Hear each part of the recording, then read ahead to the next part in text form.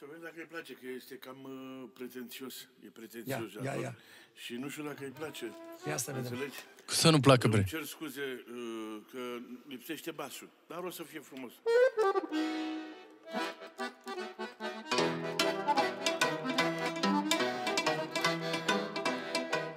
Să cântă special pentru invitatul nostru de onoare, pentru Jador, fratele nostru. E bun, e bine așa, mulțumesc.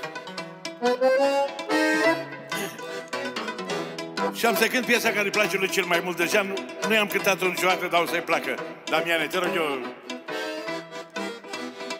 Au mama mea cu părul alb, mamă, știu că mai crescut cu dragii.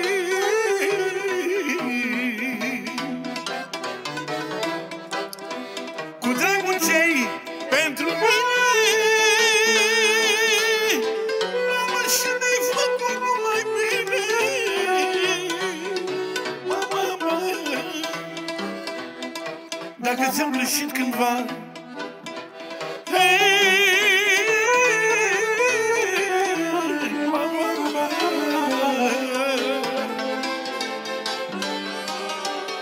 mama, dacă ți-am greșit cândva, iartă-mă, măicuța mea. Mama mea, fericirea mea. Mama mea, măicuța mea, ca tine nu e alta.